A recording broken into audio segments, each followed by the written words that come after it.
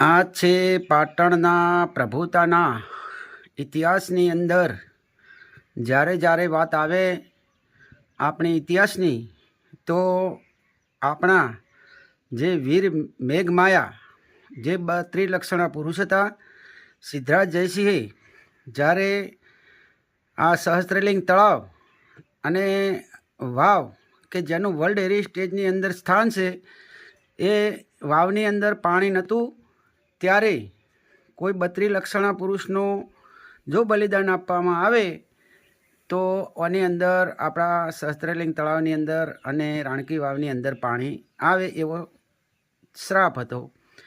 એ વખતે જ્યારે 32 લક્ષણા પુરુષની શોધ કરવાની થઈ એ વખતે આ વીર મેઘમાયા કે જે આપણા પાટણને ખૂબ જ ઉજળો ઇતિહાસ અપાવનાર છે એમને આપણે ખરેખર ના ભૂલવા જોઈએ. અમે આજે પ્રથમ અમારા જીવનમાં આ સ્થળની અમે મુલાકાત લીધી અને આપણા વીર મેઘમાયા કે જેમણે પોતાનું બલિદાન આપેલું એમને સત્સંગ વંદન કરું છું. અને આજે અમારો જે દિવસ સફળ થઈ ગયેલો છે તો આપ અમારી જે આ જગ્યા છે એ આપ જોજો અને અચૂક આ જગ્યાએ દર્શન કરવા આવજો એવી અમારી ઈચ્છા. ભારત માતા કી જય. જય જય ગરવી ગુજરાત.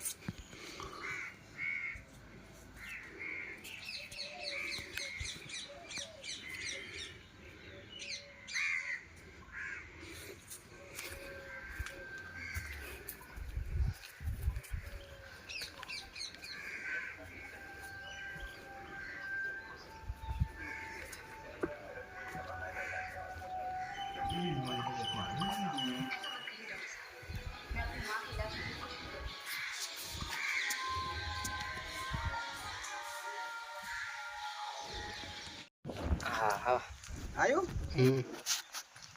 આ છે પાટણનો સુપ્રસિદ્ધ રાણીનો મહેલ કહેવાય છે જે રાજા સિદ્ધરાજે બનાવેલ.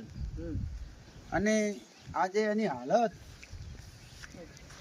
ખરાબ થઈ ગઈ છે.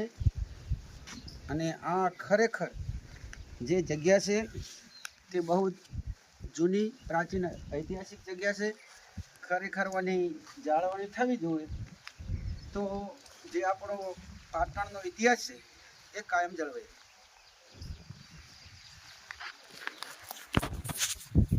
રાણીનો મહેલ કહેવાય એમ ને.